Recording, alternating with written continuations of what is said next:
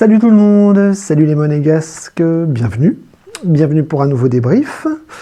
Alors aujourd'hui on va parler de la 5e journée de Ligue 1 et la réception du FC Metz. Alors comme vous le savez tous, c'est une semaine un peu difficile, un peu compliquée. Après la claque reçue jeudi soir en Ligue des Champions face à Bruges, 4-1. On a pris une grosse mandale dans la tronche, mais le plus inquiétant c'est pas le résultat de ce match, c'est les attitudes, le jeu, le contexte, les blessures, tout ce qui est en train de tourner autour de l'AS Monaco est très négatif. Et on se retrouve vraiment dans de sales draps en ce moment, avec un effectif difficile à gérer, un entraîneur qui semble perdu et un fond de jeu totalement inexistant. Donc, contexte rouge, tous les feux étaient au rouge ce dimanche pour la réception du FC Metz, parce qu'on avait la chance, dans notre malheur, de recevoir le dernier de Ligue 1, je crois, et on devait se relancer malgré, je vous ai dit, un contexte très défavorable, avec beaucoup d'absents.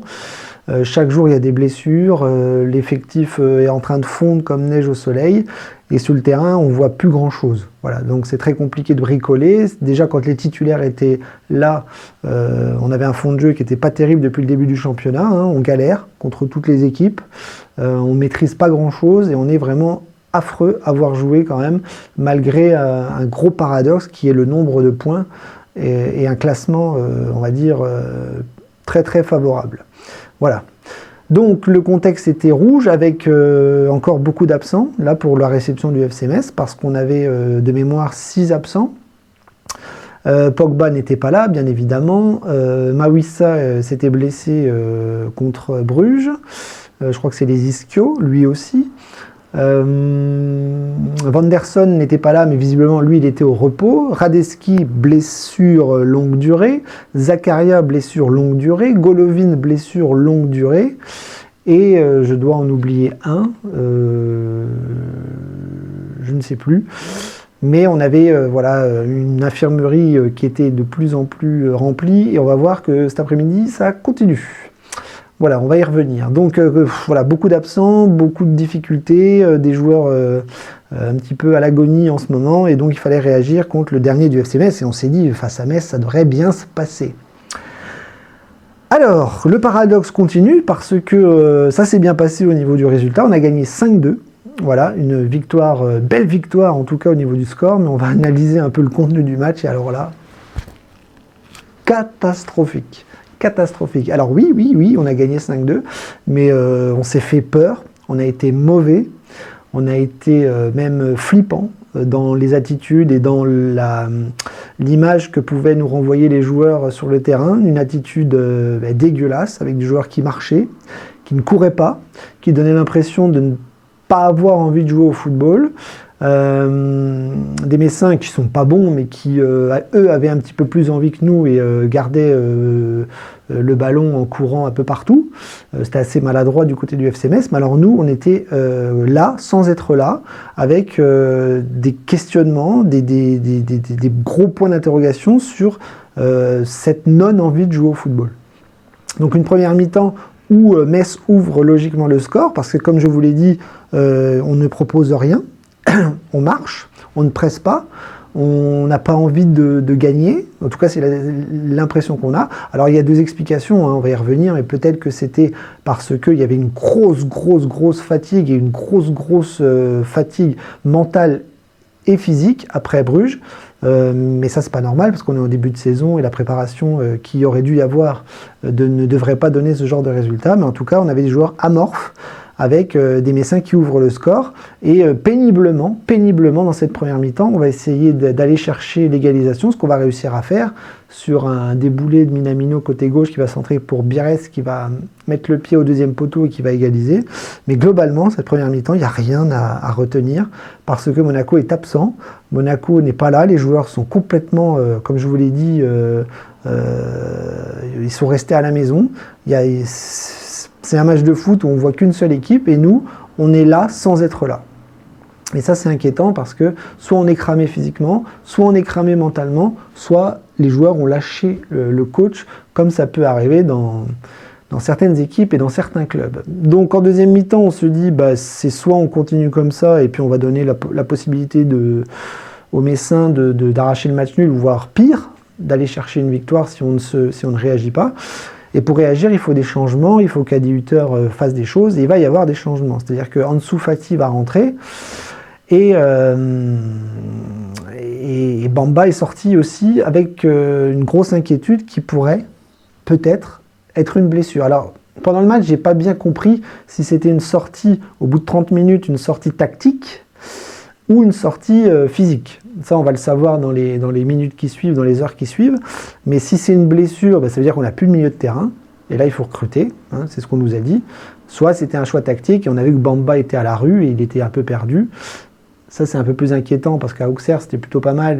Contre Bruges, il était en difficulté, c'est normal.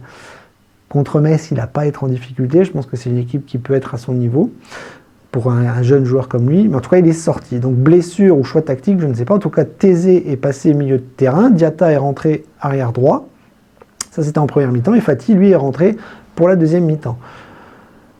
Donc on va prendre l'avantage très très vite, c'est-à-dire qu'Ansu Fati va montrer un petit peu toutes ses qualités et va lui courir pour le coup, contrairement aux autres, et dans la surface de réparation, Camara va rentrer dans la surface et va se jeter pour centrer au centre du but. Et Fati va plonger pour aller chercher le ballon et va mettre le ballon au fond des filets. Donc 2-1, ça va mieux. Mais, comme d'habitude, à 2-1, Monaco va s'arrêter de jouer. Enfin, on jouait déjà pas beaucoup, mais on va pas forcément appuyer sous le champignon, on va pas appuyer là où ça fait mal. Et Monaco va reculer, laisser le ballon à Metz, comme d'habitude.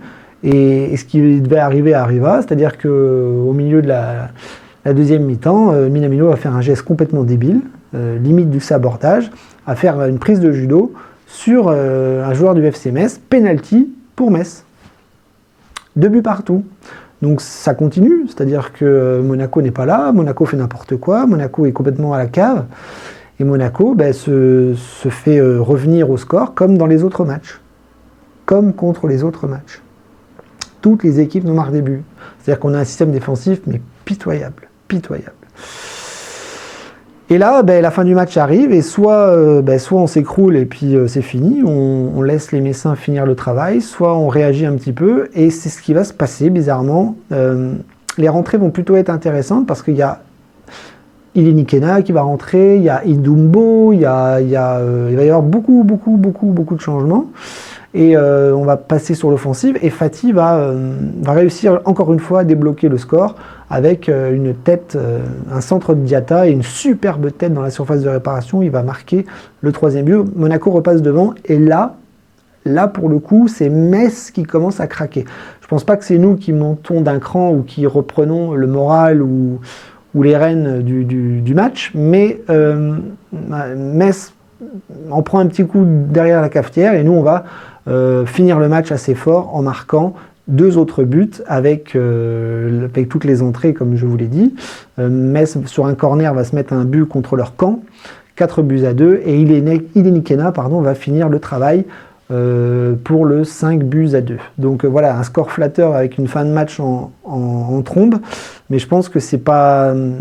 Ce qu'il faut retenir, c'est pas la fin du match, c'est vraiment les 3 quarts du match qui ont été quand même catastrophiques comme le début de saison, avec des joueurs de Monaco qui sont soit épuisés, soit plus là mentalement. C'est peut-être un peu des deux, vous me direz, mais bon, voilà, ce début de saison est quand même trompeur au niveau des résultats, mais flippant sur ce qu'on propose sur le terrain. Donc on peut analyser vite fait les joueurs, même si pour moi tout le monde a été un petit peu en dessous. Je retiendrai surtout Ansu Fati, le petit Dumbo qui a fait une bonne rentrée aussi, Ilini Kena qui rentre mais qui a été très maladroit sur certaines prises de balles. Maintenant, dans les buts, on prend encore deux pions, que n'a pas eu grand chose à faire, mais il s'en prend 2 quand même. Mais alors derrière, d'ailleurs, encore plus lent que Maripane, c'est-à-dire que lui aussi il a sa caravane maintenant, flippant. Kerrer, moi j'ai jamais trop aimé ce joueur-là, donc je suis pas du tout serein avec lui, mais finalement on est serein avec personne, hein, que ce soit Dyer, Mawissa où Salissou, on a un système défensif absent et c'est une catastrophe de se faire piétiner comme ça par toutes les équipes qu'on joue. Donc sur les côtés, Ouattara pas bon, Thésée arrière droit c'était compliqué, c'était un peu mieux au milieu de terrain paradoxalement, avec une bonne rentrée de Crépin Diatta. Crépin Diatta qui n'est pas un excellent joueur mais qui a une belle mentalité et qui se donne à fond. Donc quand vous êtes dans une équipe qui ne se donne pas à fond, le seul qui se donne à fond ça se voit. Et donc Diatta, c'était plutôt pas mal. Au milieu de terrain, compliqué, Bamba, Camara, ça ne marche pas. Ça n'a pas marché ce soir. Il est vite sorti. On a dépanné, on a bricolé avec Thésée au milieu de terrain, mais ça, c'est pas du tout viable à long terme. On le répète, il manque un milieu de terrain. C'est insupportable d'avoir une communauté qui s'en est rendu compte et pas une direction. Mais en tout cas, voilà, au milieu de terrain, c'était vraiment pas terrible. Et Thésée, Camara a essayé de faire ce qu'ils ont pu dans un match très très très bizarre. Devant, Akliouche, pas bon. Alors lui, est-ce qu'il a été transféré dans sa tête, mais sur le terrain, il n'y est pas non plus. Il est complètement cramé et il n'arrive plus à mettre deux pieds devant l'autre. Côté gauche, Minamino, pareil, très très compliqué, même si bon, il est toujours vaillant, mais dans une équipe qui coule, il ne peut pas faire grand-chose. Hein. Il a quand même amené l'égalisation. Mais il provoque un penalty, donc pour moi, match compliqué. Et puis devant, Biretz, très très lent, très très compliqué à trouver, même s'il a marqué. Avec un Brunner fantomatique. Et donc après, il y a eu les remplaçants qui ont quand même amené plein de belles choses, comme Ansu Fati, qui lui, pour le coup, 3 buts en 2 matchs. Bon, ça, on a compris, il a le niveau, son corps donne l'impression de le laisser tranquille et il va vite falloir le mettre titulaire parce que c'est vraiment le type de joueur qu'on a besoin dans cette équipe qui ronronne beaucoup trop. Donc Idumbo, bonne rentrée aussi, lui ça va être intéressant de le voir sur un couloir ce que ça donne hein, parce que on a besoin de joueurs percutants, Akliouche ne le fait plus, Minamino le fait mal, donc on va voir, ça va sûrement réorganiser un petit peu l'ensemble des choses. Et puis devant, on n'a pas vu Balogun, Biretz moyen, Brunner absent, Ilinikena brouillon aussi mais il marque, donc vous voyez, globalement, sur toutes les lignes, on a été quand même très très très en difficulté, malgré, je le répète, un score flatteur. Voilà, donc je vais arrêter là parce que c'était un match abominable, franchement des matchs comme ça on s'en passerait bien, c'était vraiment pas beau. Monaco n'est pas beau à avoir joué et Monaco donne des signes de fatigue, d'épuisement, de néant total sur le plan footballistique et ça c'est quand même le plus important et le plus inquiétant dans ce début de saison qui est quand même très très très chelou et on aimerait retrouver le Monaco il y a quelques mois parce que là franchement ça va pas. La semaine prochaine on va à Lorient, donc pareil c'est un match qui est censé être à notre portée mais bon comme je vous l'ai dit ils vont nous planter des buts hein, les petits merlus. Et puis nous, on va voir comment on travaille cette semaine pour essayer de retrouver un peu d'énergie parce qu'on donne vraiment l'impression de ne plus en avoir. Et ça, c'est quand même très, très, très, très, très inquiétant. Voilà. Et en plus, il va falloir bricoler avec toutes ces blessures, tous ces absents qui sont de plus en plus importants et de plus en plus nombreux. Et le bricolage, c'est jamais bon. C'est jamais bon. Voilà. Qu'est-ce que je voulais que je vous dise, moi ? On continue.